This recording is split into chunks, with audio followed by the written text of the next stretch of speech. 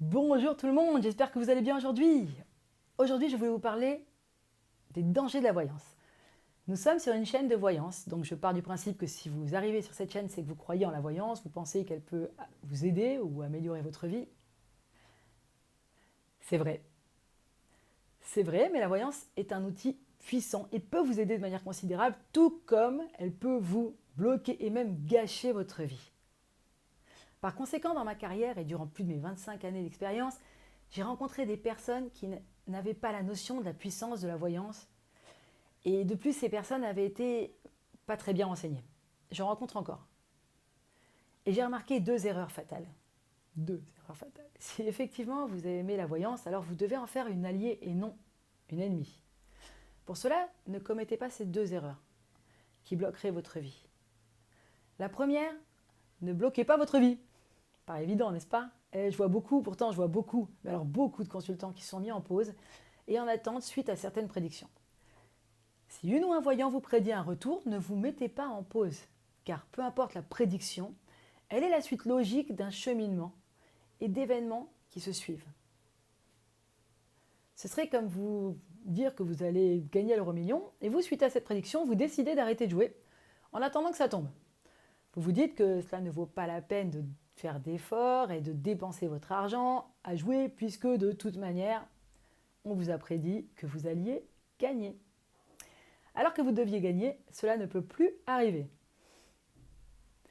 Ça n'aurait aucun sens, n'est-ce pas? Et vous bloqueriez votre vie financière. J'entends déjà certains d'entre vous dire « mais si on nous l'a prédit, alors c'est une excuse, c'est que le voyant ou la voyante s'est planté. Si on doit gagner, cela ne peut pas être autrement. » Eh bien si, parce que le monde matérialisé dans lequel nous vivons est un monde d'action. Plus d'action, plus de prédiction. C'est aussi simple que cela. Dans l'exemple qu'on vient de voir, si c'est votre peur qui est le moteur, la peur du manque d'argent par exemple, et qu'on vous rassure au point de vous donner l'impression que vous ne devez plus rien faire pour atteindre vos objectifs, alors vous mettez votre vie en danger de blocage. Par conséquent, pour le sentimental, c'est pareil. J'ai des consultants qui me disent, et une personne encore la semaine dernière, qui m'a dit, ça m'a marqué, mais on m'a dit de ne pas bouger. Et ça fait 1 an et demi que je ne bouge pas, malgré des choses graves qui arrivent dans ma vie. 1 an et demi. Est-ce que vous vous rendez compte à quel point c'est grave? Si on vous prédit un retour amoureux, c'est parce que des actions vont créer ce retour. Vous devez faire votre cheminement et l'autre personne aussi doit faire son cheminement. Imaginez-vous espérer le retour d'un homme ou d'une femme. Vous avancez dans votre vie normalement, puis vous appelez un voyant ou une voyante. On vous prédit un retour. Déjà, le temps en voyance n'est pas certain. Et en plus, vous décidez de vous mettre en pause et d'attendre le retour. Vous ne faites plus les actions qui vous permettront de vous retrouver. Vous devenez passif dans votre propre vie affective en espérant que ça avance. Et c'est là que vous bloquez votre vie sentimentale. Pourtant, votre façon de réagir est tout à fait logique.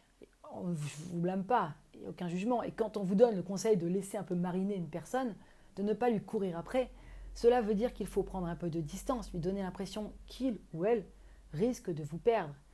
Il y a une réelle nuance, mais en aucun cas, vous ne devez bloquer votre vie.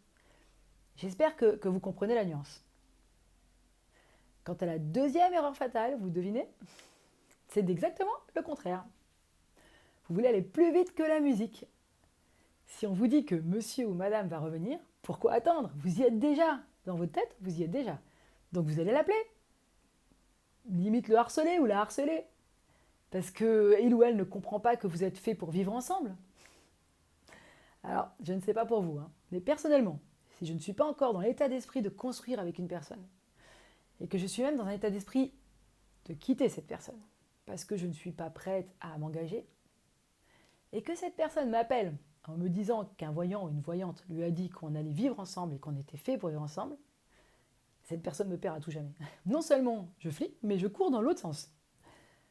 Chaque personne doit faire son cheminement. Et ce chemin est tout aussi, même voire plus important que la finalité. Et chacun a besoin d'un temps d'adaptation, de réflexion, de compréhension pour atteindre son objectif. Et chaque personne a un rythme différent. Dans le domaine sentimental, les hommes, en général, désolé messieurs, sont un petit peu plus lents à la détente que les femmes. Donc la femme a déjà compris où elle allait. Et lui, il fait un peu résistance. Il a besoin d'un peu plus de temps souvent. Pas toujours, souvent. Et en voulant aller plus vite que la musique, vous faites l'effet inverse. Vous faites vraiment l'effet inverse. Donc vous l'avez compris, vos actions sont extrêmement importantes. Et par conséquent, vous devez continuer d'agir.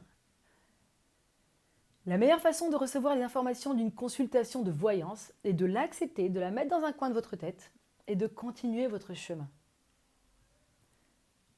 En revanche, effectivement, la voyance peut être un excellent conseiller et coach de vie, mais toujours dans l'action. Et nous verrons cela dans une prochaine vidéo.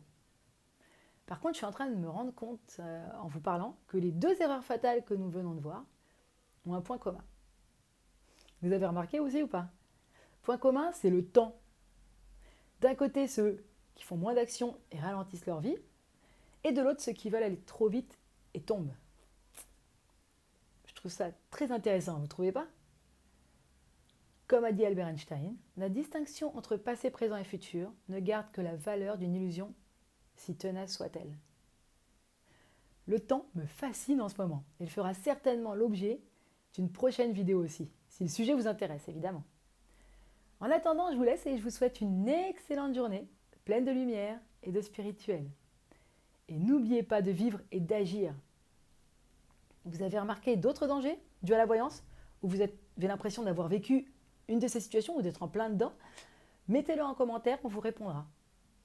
Et je vous remercie beaucoup de m'avoir écouté jusqu'au bout. Si vous avez d'autres questions, pareil, mettez-les en commentaire, j'y répondrai avec plaisir. Et si vous avez aimé cette vidéo, appuyez sur le petit pouce bleu. Alors je dis plus liker parce qu'on m'a dit liker, c'est anglophone, mais le petit pouce bleu là vers le haut, et partagez avec les gens que ça pourrait intéresser. Parfois, juste un petit partage peut être d'une grande aide. Et si le domaine du spirituel, de l'invisible, du bien-être ou juste pour améliorer votre vie quotidienne vous intéresse, abonnez-vous à la chaîne et cliquez sur la petite cloche afin de recevoir toutes les nouvelles vidéos publiées. Je vous remercie encore une fois du fond du cœur de m'avoir écouté jusqu'au bout et je vous souhaite une excellente journée pleine de lumière et de spirituel. Prenez soin de vous et à très très bientôt.